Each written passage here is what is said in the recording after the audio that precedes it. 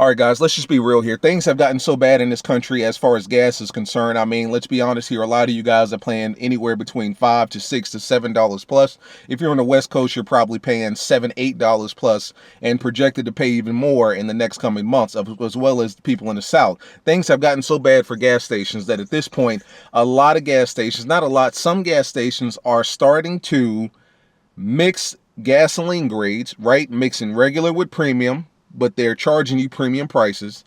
And some gas stations are even adding water to gasolines and still charging you the regular price. And you're putting all of that filth in your Hellcat engine or your Scat Pack engine or your RT 5.7.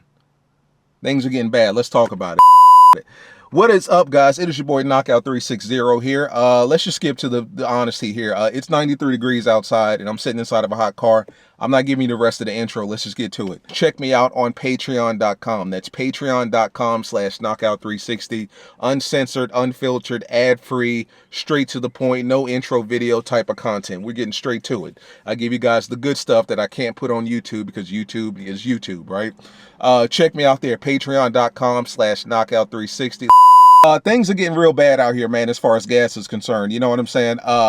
As you all know, gas is $5 to $6 to $7 plus pretty much around the world. If you're on the West Coast, you've probably been paying $6 to $7 to $8 plus.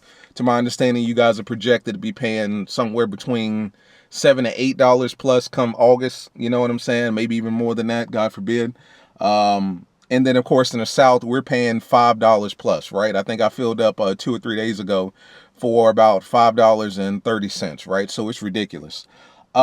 Things are getting so bad, not only on the consumer, you and I, right, in our gas guzzling machines.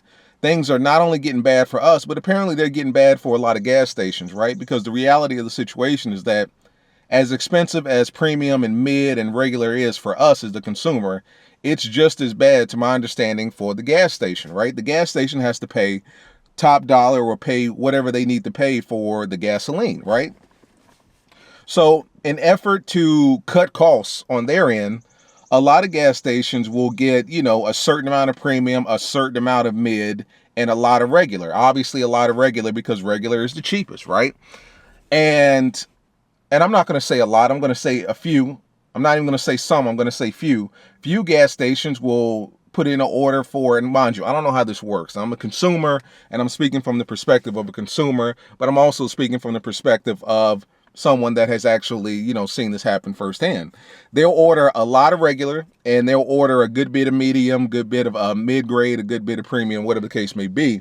And the purpose for doing that is they will take some of that regular, a good bit of that regular, and mix it with the premium and mix it with the mid and charge you premium and mid prices, right? What I'm saying here essentially is that the premium gas that you're putting in your Hellcat or your Scat Pack oftentimes is not 100% premium. To my understanding, it can be as bad as 20 to 30% regular, 70 to 80% premium. And some gas stations, it's even worse. I mean, it could be almost a 40-60 split. And they're doing this, of course, to cut costs, because the top dollar price or the top shelf price that we as the consumers pay for premium, gas stations have to pay that same price as well for their premium. So they're cutting costs. They're ordering a bunch of regular, they're ordering a bunch of mid, and they're taking the regular and the mid and they're mixing that in the premium, but yet they're still charging you premium prices. That way they get to make a profit over the, I guess, you know, the expense of not buying as much premium, right? Not all gas stations, not even some, few gas stations do that. Generally, to my understanding, it's a lot of the mom and pop gas stations, right? A lot of mom and pop gas stations, to my understanding, are the ones that are doing this, right? They're the ones that, to my understanding, don't have as much overhead and regulation as like a BP or a Shell or an Exxon, right? Although I've heard that some of those gas stations even do it too. But so certain gas stations are mixing gas, and then there's even other gas stations that are taking it as far as to adding water. That's right, good old-fashioned pure water to their gas stations and the pumps, you know, premium. Like, you know, these cars are built to run off of premium. I don't think that you can put anything below premium in these cars. I don't even think it's recommended that you put premium. I think it's a requirement that you put premium. Good luck putting regular or mid-grade in this car and seeing what you get. You may be able to get from A to B, but you're not going to do it with 100% of the power of the car, right? And for you Hellcat guys, you already know that you're using nothing but premium. With the RTs, I think that it's recommended to put premium, but you can put mid-grade or regular in there, you know? And then, of course, with the V6s, you can just put regular. But for these high-performance engines, you need to be putting premium in your car at all times. Now, if you're putting a mixture of premium and regular, or even worse, God forbid, a mixture of premium and water, you are doing serious damage to your car, to your engine. You know what I'm saying? And that's the type of damage that can cost you north of $2,000, $3,000, $4,000 to fix, because they got to go into the internals. They got to go in there and do a whole bunch of stuff. I don't know what they got to do, but I don't want to know what they do, but that's what they got to do. And it's going to cost you more than it will cost the gas station, right? The reason that I bring this topic up is because one of my homeboys hit me in the DMs, right? He's in my car club. He drives a Scat wide body Challenger, clean, the whole nine. He hit me up and he was like, basically he was at a gas station. He didn't tell me which gas station it was, but he told me he was at a gas station, and he was talking to the clerk, you know what I'm saying? And she was basically telling him, and this is in Charlotte, North Carolina, mind you. She was basically telling him that a lot of gas stations are resorting to mixing gas grades or grades of gas. In other words, mixing regular with the premium, regular with the mid, regular pretty much, you know, up the ladder. And like I said, the reason they use the regular is because the regular is the cheapest and the most widely available, and it's the cheapest at the expense of the gas station as well. So they take the cheap stuff and they mix it with the expensive stuff, but they still charge you full premium prices. She said that they're doing that, as well as some gas stations, well, few, let me say that again, few gas stations are even mixing water in the tanks. You know, if you ever put water or just the wrong grade of gas in a high performance car, it's a wrap. Unbeknownst to you, this is actually happening to a lot of motorists out there, where they're not getting either 100% of the performance that they should be getting out of their car, or they're getting none of it, in the sense that for some reason it's broken down. I mean, this happened in Charlotte in 2020, where things had gotten so bad. And I don't even mean, because this is around the time that we were dealing with like gas shortages and stuff like that. A lot of gas stations were mixing and busting down the gas with water and other products. And it was getting so bad to where people's cars were legit seizing up. And this is in Charlotte. I don't know how it was where you guys live or where you guys are, but it had gotten bad in the 2020, 2021 years, just because of the gas shortage. And if it's a shortage for us, you know it's a shortage for the gas stations. And the reality of the situation is that a lot of people don't realize this, but some of these gas stations are making north of $100,000 a day. I mean, when you think about, I mean, from sun up to sundown, they're selling gas all day long. And some of these tanks are taking up to $100+. And you extrapolate that and multiply that by hundreds of cars that come to the gas pump every single day. A lot of these gas stations are getting paid. Let's just keep it real. So they want to do anything they can to maximize profits and keep profits up. If not, keep them going up, you know? But apparently every state, and I believe that this is true, every state is what they call fuel inspectors, right?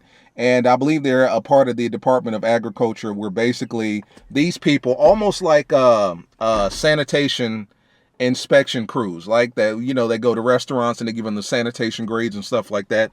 Similar to that, they show up at random gas stations throughout the city, throughout the state, and they basically take samples. They take samples of the regular, they take samples of the mid, they take samples of the premium, and they basically test it. They have mobile labs, which basically means they probably got like a big, you know, bus or van or something like that, and they'll take samples of it, test it, and basically they'll test the purity of it. You know, is this pure regular? Is this pure premium? Is this pure diesel? And depending on whether or not it's pure enough, or at least it meets the test or meets the requirement, right? To my understanding, it doesn't have to be like pure 100% premium gasoline, but it has to be pretty close. It has to pass a certain threshold to be considered, you know, viable for the public. And if it passes that, then, you know, that gas station is good to go. If it doesn't, then the fuel inspector literally has the right to shut that gas station down. And that happened in Charlotte about 2 years ago. Like I said, things had gotten so bad to where gas stations were legit getting shut down because the gas that they were selling to people had been stepped on. Like it was BS. It was more water and more mixture than it was what it actually was supposed to be. But yet gas stations were still charging premium prices, regular prices. You know what I'm saying? He said in 2021, like I said, when things were really bad, they had tested a little over 17,000 samples, right? So 17,000 regular mid premium diesel samples from gas stations all over North Carolina. And they found that 15.6% contained water. 15.6% of these gas stations and gas samples contain water.